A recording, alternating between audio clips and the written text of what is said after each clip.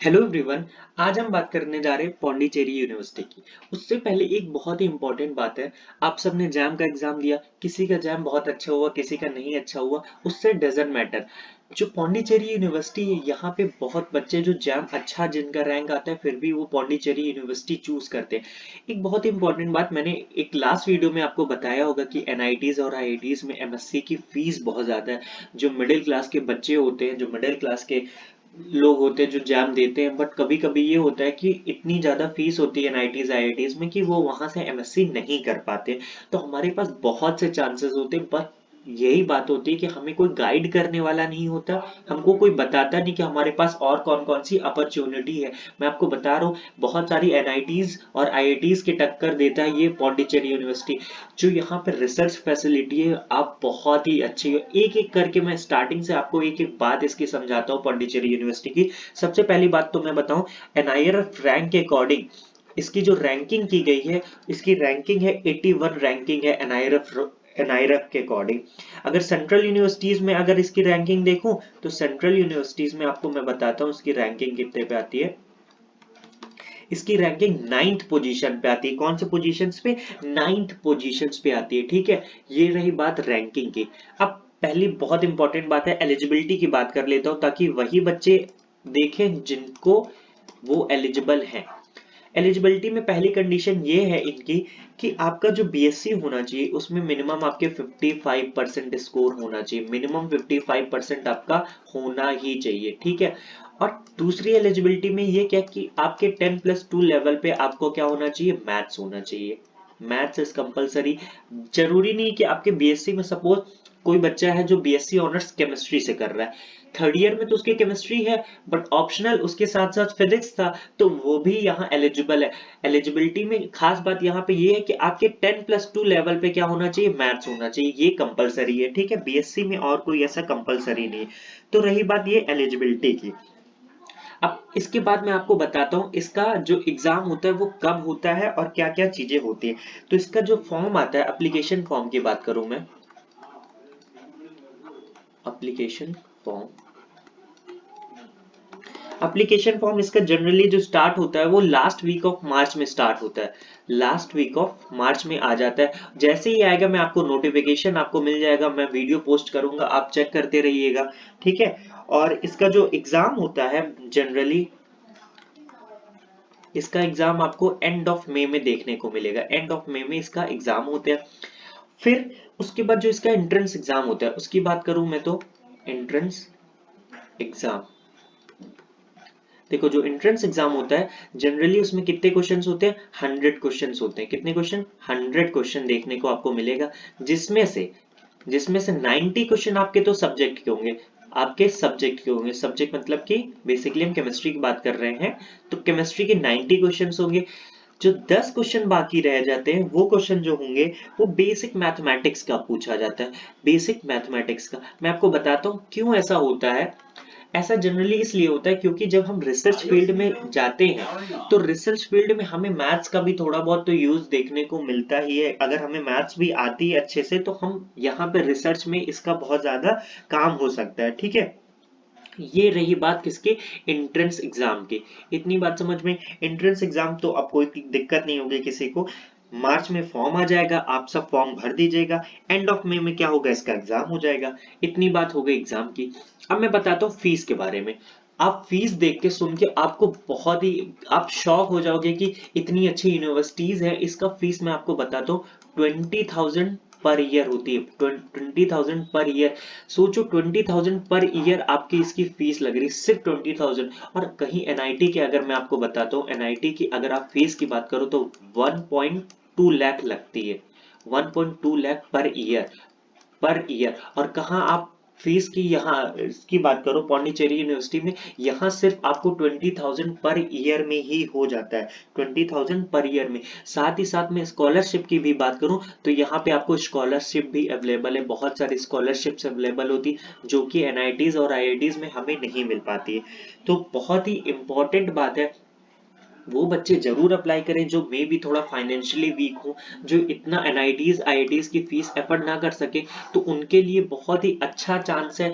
Pondicherry university में आपको example बताता हूँ, बहुत सारे मेरे जो कलीग्स हैं वो पौंडीचेरी यूनिवर्सिटीज में पढ़े हैं, और मैं सच बता रहा हूँ वो बहुत ही हायर लेवल पे अब्रॉड स्टडी करने जा रहे हैं। उनको जो पर्सनल जो हमारा प्रोफेसर के साथ कनेक्शन होता है, अगर आपको प्रोफेसर ने रिफर कर दिया किसी भी अब्रॉड यूनिवर्सिटीज या कॉलेज में, तो सबसे इंपॉर्टेंट बात यह है कि आपका कहीं ना कहीं तो फीस में आपको बहुत ज्यादा डिडक्शन मिलेगा, आपका वहां बहुत ज्यादा फीस होगी वो बहुत कम लगेगी। साथ में आपकी जॉब, अगर आप वापस से इंडिया आके काम करोगे तो आपको जॉब तो 100% कहीं भी मिल जाएगी। ठीक है, ये रही बात फीस की। अब मैं बात करता हूँ किसकी, रिसर्च फील्ड की इसकी। और उससे पहले भी बात, यहाँ पे हम जनरली जानते हैं कि यहाँ पे ये रिसर्च कराता है, लेकिन ऐसा नहीं है कि रिसर्च के साथ हमारा थ्योरी पोर्शन नहीं कवर होता है। रिसर्च प्लस थ्योरी बोथ का कॉम्बिनेशन होता है, बस इंपॉर्टेंस वो जो होता है वो किसको देता है, इंपॉर्टेंस जो होती है वो रिसर्च में देता है। किसको देता है, रिसर्च को इंपॉर्टेंस ज्यादा देता है। जो बच्चे रिसर्च फील्ड में इंटरेस्टेड है बहुत ज्यादा, जिनको अच्छा लगता है लैब में परफॉर्म करना, चीजों के एक्सपेरिमेंट करना, तो वो बहुत ही ज्यादा, मैं उनके लिए कहूंगा ये बहुत ही अच्छी अपॉर्चुनिटीज है, इसको आप जरूर ग्रैब करिए। ठीक है, लेकिन यहाँ एक और सबसे बड़ी दिक्कत क्या है कि टोटल जो सीट्स होती हैं वो सिर्फ कितनी सीट्स होती हैं, टोटल सीट सिर्फ 60 है, और वैसे भी 60 सीट कम नहीं होती। टोटल सीट 60 और 60 सीट भी कम नहीं होती है। ठीक है, ये रही बात इसकी। अगर मैं रिसर्च की बात करूं रिसर्च फील्ड में, तो आपको देखने को मिलेगा ये जो कॉलेज है, ये जो यूनिवर्सिटी है, टोटली ज्यादातर इसका क्या है, रिसर्च ओरिएंटेड है। आपको मैं बता दूं, जितनी भी नेशनल यहाँ पे जो CSIR UGC वगैरह है, CSIR UGC और जो होती है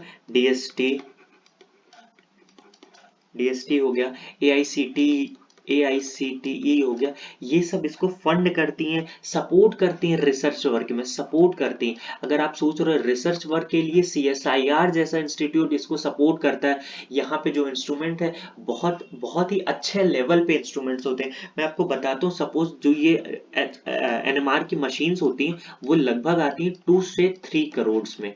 ठीक है, और ये सारी मशीन्स आपको यहाँ अवेलेबल मिलेंगी। सपोज आप कभी भी कोई रिसर्च पर्पस में आप लैब में काम कर रहे हो, आपने कुछ नया सिंथेसाइज किया, तो आप उसका पूरा स्पेक्ट्रोस्कोपी डिटेल्स निकाल सकते हो। अगर आप वही चीज कहीं बाहर कराने जाओगे, तो मैं बताता हूँ जनरल आइडिया, पर सिंपल आप एक, अगर आपने कुछ बनाया, आपको पता करना है इसमें NMR का क्या, कितने हाइड्रोजन्स क्या होंगे, जो भी पीक्स आपको स्पेक्ट्रा अगर इसका देखना होगा, तो आपको 3000 एक सैंपल का चेक करवाने का लगता है। और सोचो अगर आपके इंस्टीट्यूट में ही ये सब फैसिलिटी रहेंगी, तो आपको कहीं बाहर नहीं जाना पड़ेगा, आपका बहुत सारा पैसा बच जाता है। ठीक है, जैसे NMR हो गया, यहाँ पे क्रिस्टल्स वाली मशीन्स बहुत होती हैं, यूवी स्पेक्ट्रोमीटर होता है, यहाँ यूवी स्पेक्ट्रोमीटर है यहाँ पे।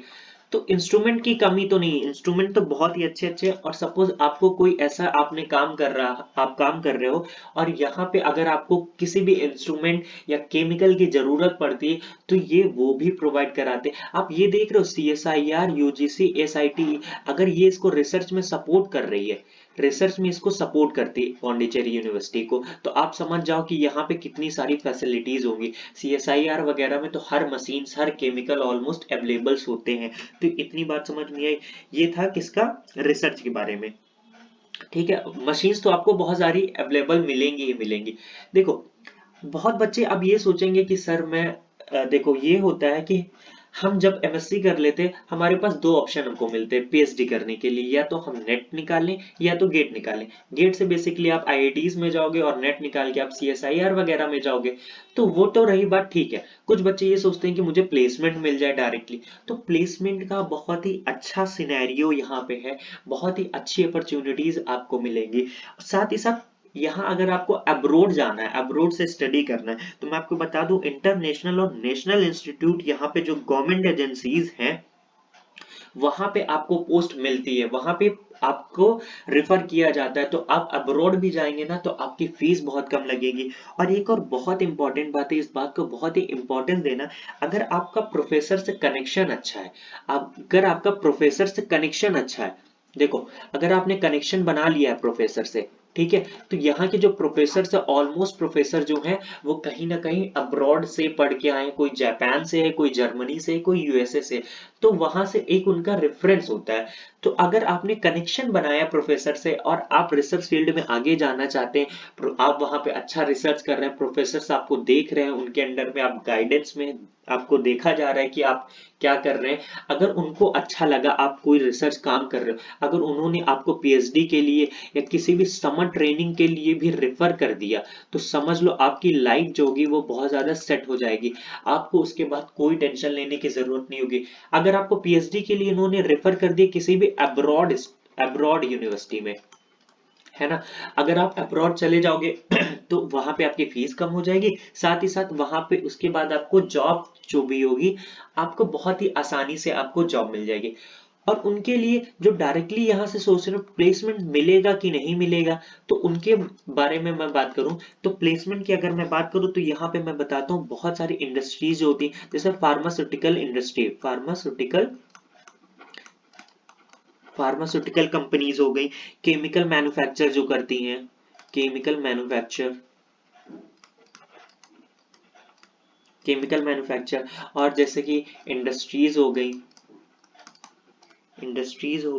एंड एकेडमिक प्रोफेशनल में भी, अगर आप सपोज आपको लग रहा है कि मुझे पढ़ाना है, आपको कहीं भी कोचिंग इंस्टीट्यूट वगैरह में, चाहे आप आईआईटी जेई लेवल ये सब जो भी होते हैं उनमें आपको पढ़ाना है, तो यहाँ पे एकेडमिक प्रोफेशन में भी आपको क्या मिलता है, आपको जॉब्स मिल सकती है। बहुत सारे इंस्टीट्यूट्स यहाँ पे आते हैं जो बच्चों को सेलेक्ट करते हैं और उनको ले जाते हैं, वो क्या करते हैं, उनको मतलब बेसिकली अच्छा खासा पैकेज मिलता है। ऑलमोस्ट एक एग्जांपल की बात करूं तो अगर आप कोचिंग इंस्टीट्यूट आपको आईआईटी जेई या नीट पढ़ाने के लिए ले जा रहा है, तो ऑलमोस्ट आपको जो पैकेज होगा पर मंथ की बात करूं तो मिनिमम की बात कर रहा हूं 1 to 2 लाख से मिनिमम आप कितना मिलेगा पर मंथ की बात कर रहा हूं, minimum 1 to 2 lakh per month आपको मिलेगा।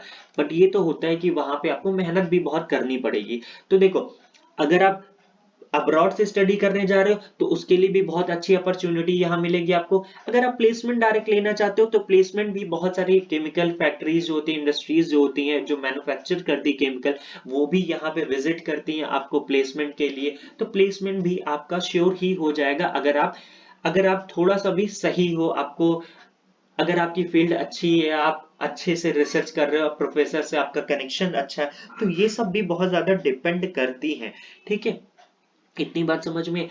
और इम्पोर्टेंट एक और बात है, जिन्होंने अभी जैम दिया है वो अब बेसिकली फोकस कर रहे हैं किसके, सेंट्रल यूनिवर्सिटीज में देख रहे हैं, या तो बीएचयू, हैदराबाद यूनिवर्सिटीज या तो डीयू। हम यही बेसिकली 3-4 नाम गिने चुने जो है वही जानते हैं, तो हमको और सारी यूनिवर्सिटीज का आइडिया ही नहीं होता। इसीलिए मैंने स्टार्ट किया आप सबको गाइड करना कि बहुत सारी यूनिवर्सिटीज होती हैं जिनके बारे में हमको बिल्कुल भी आइडिया ही नहीं होता है, लेकिन वो बहुत ही टॉप की यूनिवर्सिटीज होती है जो आईआईटीज एनआईटीज के लेवल की होती है। जैसा कि मैंने आपको वीडियो में बताया था, प्रीवियस वीडियो में, आईसीटी मुंबई के बारे में। बार्क जो होता है वो भी एमएससी कराता है, बहुत सारे बच्चों को तो इवन पता ही नहीं होता कि बार्क भी एमएससी कराता है। इवन आईसीटी मुंबई भी क्या कराता है, एमएससी कराता है। इसके पहले मैंने एक वीडियो डाला था, उसमें अगर आपको जानना है कौन कौन सी बेस्ट यूनिवर्सिटीज के बारे में, तो वो मैं डिस्क्रिप्शन बॉक्स में लिंक दे दूंगा। वहां पे मैंने सारे जितनी भी अच्छी यूनिवर्सिटीज है उनको बताया कि कौन कौन सी यूनिवर्सिटीज एमएससी केमिस्ट्री कराती हैं, वो भी अफोर्डेबल प्राइस, आपका फीस भी बहुत ज्यादा नहीं होगा। तो इतनी बात आपको ध्यान देनी है कि बिल्कुल भी आपको घबराना नहीं है, बिल्कुल भी ज्यादा नहीं सोचना है कि जैम नहीं हुआ, मेरा सेंट्रल यूनिवर्सिटी भी नहीं होगा, तब मैं क्या करूंगी, या मुझे ड्रॉप करना चाहिए। नहीं, सबसे इंपॉर्टेंट क्वेश्चन होता है कि बहुत बच्चे ये सोचते हैं जो बीएससी थर्ड ईयर में होते हैं बेसिकली, तो वो सोचते हैं कि मैं एक साल ड्रॉप करके क्या कर लूं, प्रिपरेशन कर लूं। तो मैं कहूंगा ठीक है, वो भी बात अच्छी है कि आपको आईआईटी जाना है, आईआईटी से एमएससी करनी है, बट मैं ये कहूंगा कि आप ड्रॉप मत करो। आप क्या करो, ये जो सेंट्रल यूनिवर्सिटीज है जो यहाँ मैं बात कर रहा हूँ, जैसे ये अभी आज पौंडीचेरी यूनिवर्सिटीज की बात कर रहा हूँ, तो आप यहाँ के लिए अप्लाई कर दो। सपोज आपका सिलेक्शन हो भी जाता है यहाँ पे, अगर आपका सिलेक्शन हो जाता है तो आपको फीस यहाँ पे बहुत ज्यादा तो वैसे भी देनी नहीं पड़ रही, फिर आप नेक्स्ट ईयर किसके लिए, जैम के लिए वापस से अप्लाई कर देना। अगर आपका हो जाता है तो आप यहाँ छोड़ देना, यहाँ आपको कोई बॉन्ड तो उन्होंने साइन नहीं कराया कि आपको यहाँ पे ही एमएससी करनी है। तो ये सब बातें हैं, आप इनको ध्यान में रखिएगा। ठीक है। अब मैं एक इंपॉर्टेंट बात करने जा रहा हूँ, मैं आपको सारा सब कुछ गाइड कर रहा हूँ, जितनी भी यूनिवर्सिटीज है। मैं चाहता हूँ जो भी बच्चे नए हैं वो इस चैनल को सब्सक्राइब कर दें, लाइक कर दें, शेयर कर दें जितना ज्यादा हो सके, ताकि मैं और भी जितनी भी इंफॉर्मेशन है अच्छी से अच्छी सब आपको प्रोवाइड करा सकूं। बट थोड़ा से आपको भी मेरा सपोर्ट करना पड़ेगा, ठीक है। तभी मैं भी थोड़ा ग्रो करता रहूं ना, मुझे भी तो ग्रो करना ही है। और मैं जितनी भी, और अभी नेक्स्ट वीडियो में मैं आपको बताऊंगा किसके बारे में, पौंडीचेरी यूनिवर्सिटीज हो गई। बहुत सारे बच्चों का ये क्वेश्चन था कि आइसर में कितने रैंक तक हमें क्या मिल सकता है, कॉलेज मिल सकता है, अगर जैम में कितना 1000 रैंक है तो क्या मुझे आइसर मिलेगा। तो उसके बारे में भी मैं बहुत ही जल्दी वीडियो लाने वाला हूं, तो थोड़ा सा वेट करिएगा, उसके बारे में भी हम बात करेंगे, ठीक है। Thank you so much for watching the video.